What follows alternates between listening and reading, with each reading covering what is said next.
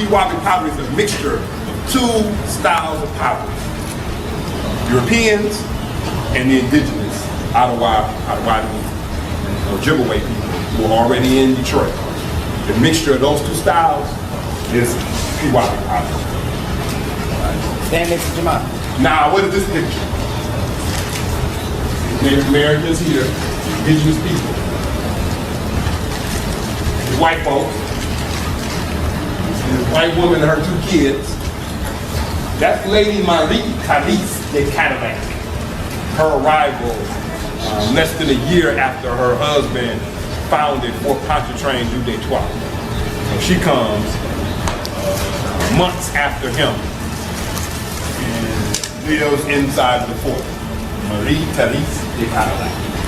Remember, I said they were trading with the French, and they were coming to bring some furs, and one of the Frenchmen's dogs attacked one of the Ojibwe. Attacked one of the warriors who were coming in to trade. One of the Frenchmen, their dog bit him, and he kicked the dog. I mean, that's what the dog like to kick the dog, and the French soldier killed the Ojibwe warrior, kicking the dog. Of course, that started a war between the Ojibwe and the French. They killed dozens of Ojibwe because of this. That was the French and Indian? No, this is just there were numerous breakouts that we don't call wars today. That's really what they were between the, so, because in a trade relationship, it's always, the Europeans were always trying to get over. So sometimes the Native Americans would get mad. You may have heard of Pontiac's Rebellion. That was one of those time periods when the indigenous people like we going all in, and they killed a whole bunch of Europeans, but they lost. Pontiac was not able to defeat the British. In that case, the British, he wasn't able to defeat them, but he killed a bunch of them. But then not enough. Not enough, right? And of course, he ended up being killed himself by a fox tribesman. They got him drunk and then killed him outside a saloon. Killed him February this year.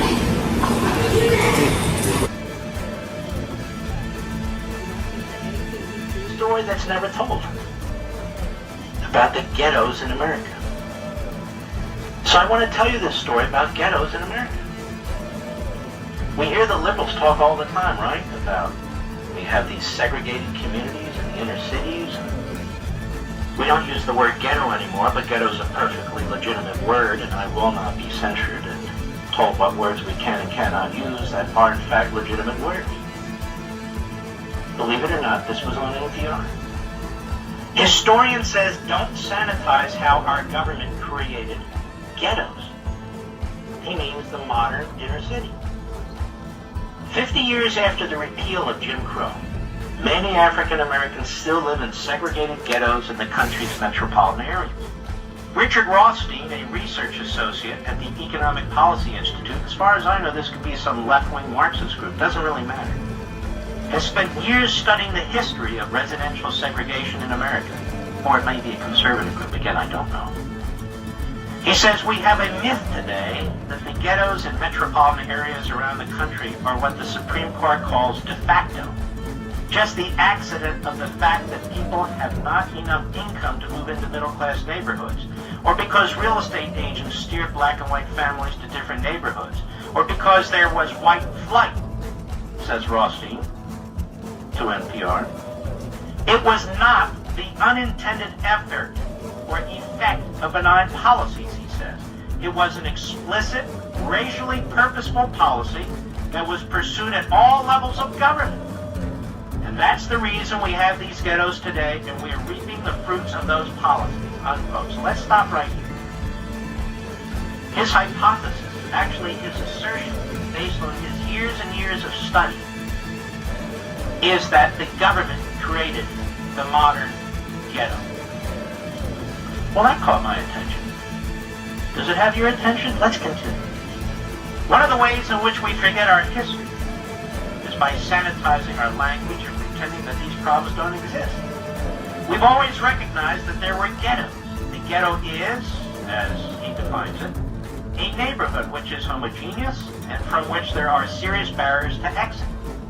That's the technical definition of a ghetto. Robert Weaver, the first African-American member of the cabinet appointed by President Johnson as his Secretary of Housing and Urban Development, HUD, described many of the policies that this fellow describes today in a book he published in 1948 called The Negro Ghetto. The Kerner Commission referred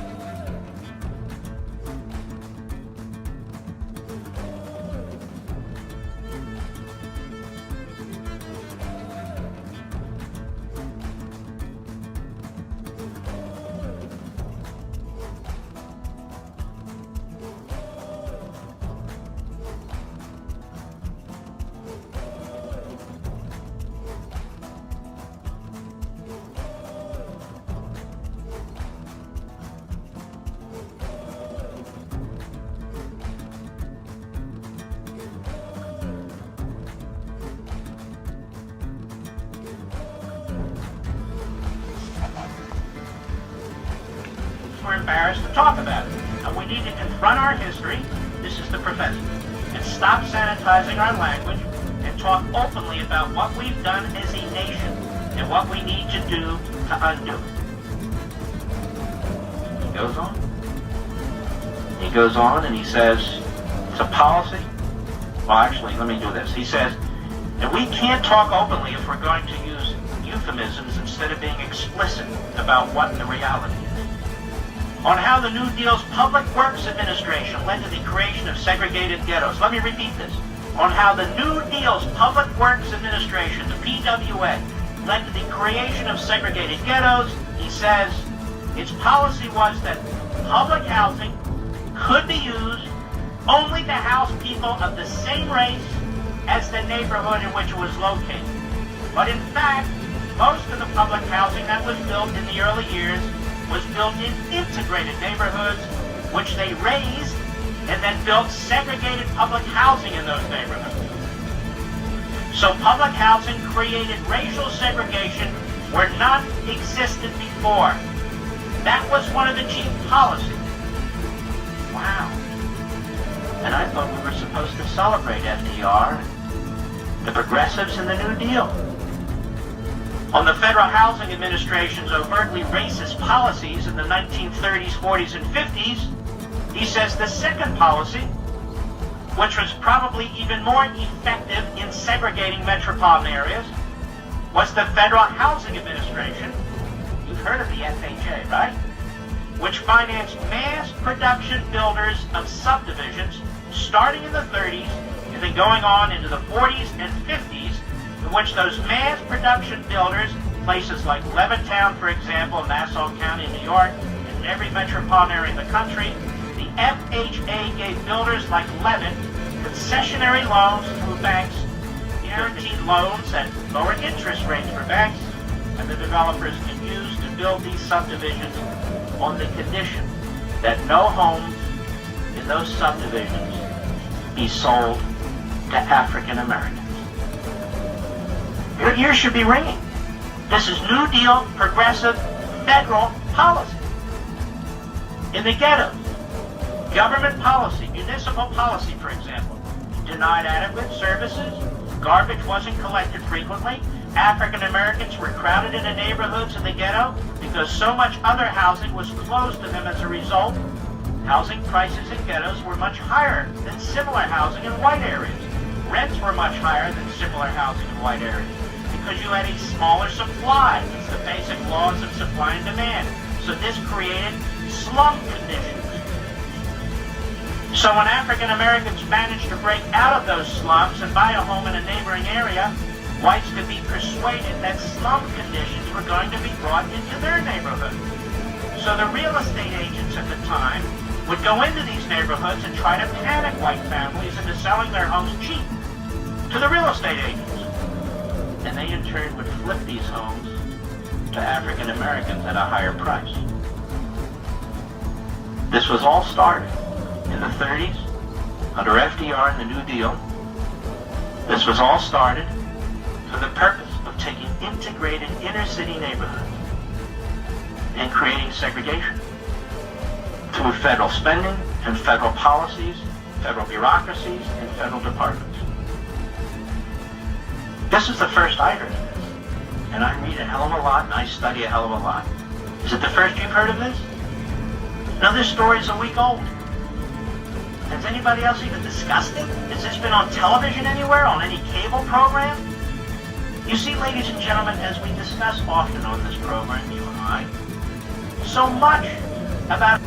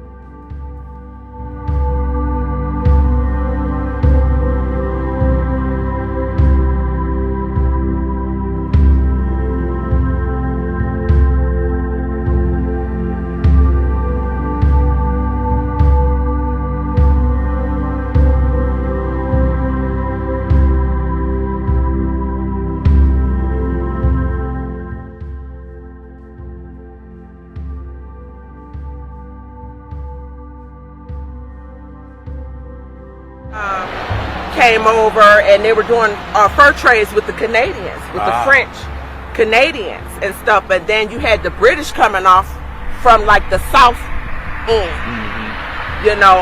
invading. But we were already here. Oh yeah. I mean, we had the Berbers, the merchants, the traders here. We were already conducting business. As we track and trace the ancient mounds that we be researching, they were here. These roads were here. They were just dirt roads. That's right. In the streets, Seneca. That's okay, right. all of these ancient indigenous American names. Yes. Okay, is for real Indian tribes. That's right. That were here. And we are the indigenous.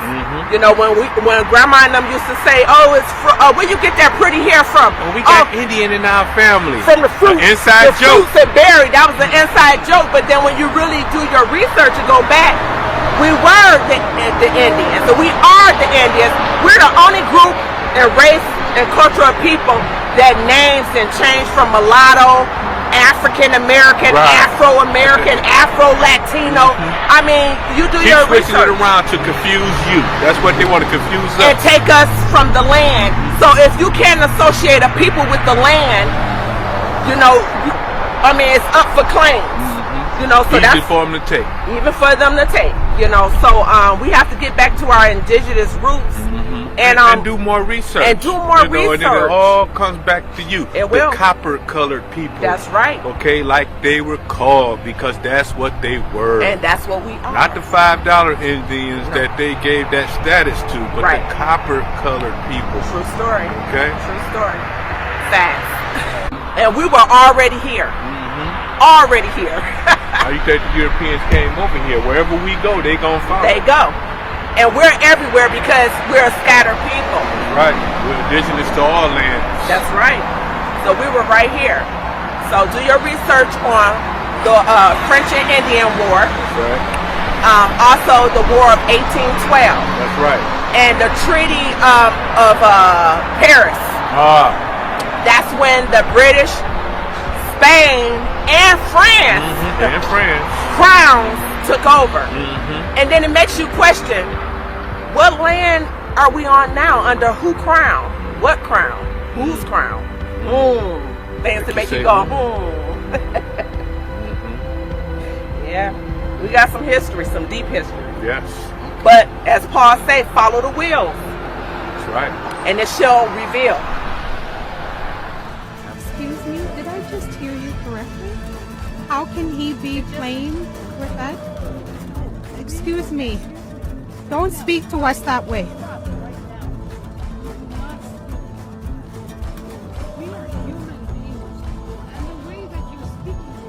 It's not acceptable. No, stop it. Stop it right now. Step out. Step out. Then I don't want to hear from you. You don't speak to us like that. And this is the problem, the way you communicate.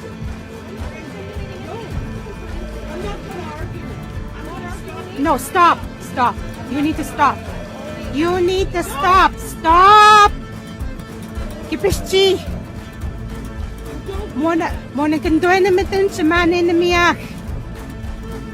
Asha wesh kat kitos sa manay na minan. Kikas tsakas ko hono e manay na miyak. Tapos coach e kain na nuyak. E kwan e ispanik. E kwan magamosha ko may tastago siyak. Tapos coach e kikas tsakakipat pa siyak. You're a guest here. And you don't even know how to speak to us. You don't even recognize the tone in your voice and your delivery.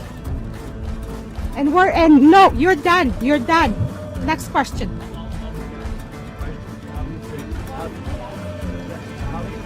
You better be respectful.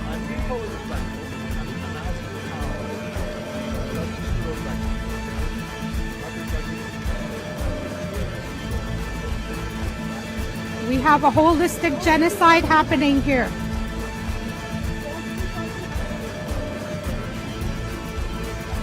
And I can speak for myself. You know what, white people? You've had your voice here for 524 years. 524 years you've been visible, white lady. You've been visible for 524 years. Look how fast your white man comes and steps up for you. Where is everybody else to come and step up for us? I have a right to my voice. I'm still fighting for my voice and my visibility. And I'm telling you right now, there has been 524 years of holistic genocide on Turtle Island. We're the ones that are dying. It's not you that is dying.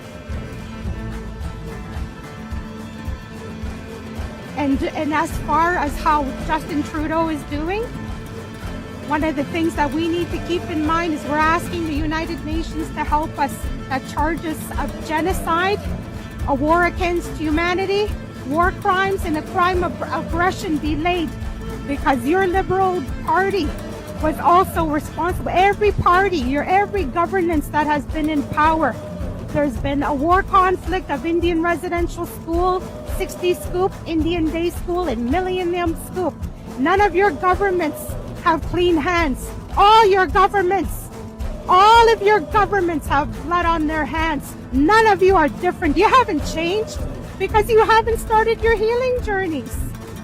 The moment that we have our voice and our backbone, you want to shut us down.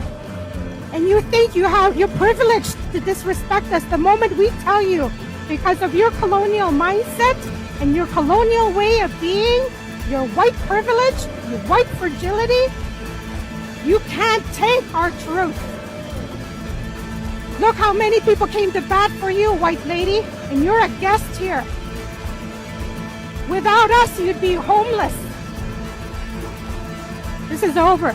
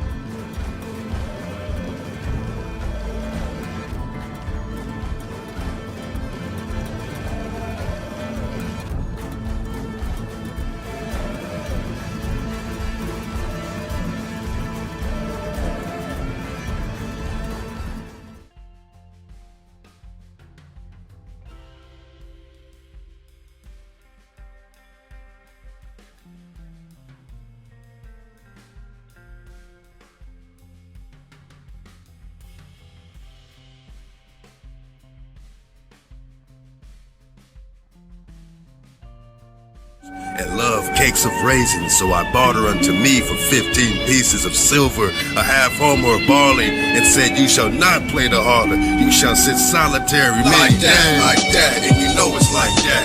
We gon' keep her cold and we gon' take our land back. We gon' keep her cold and we gon' take our land back.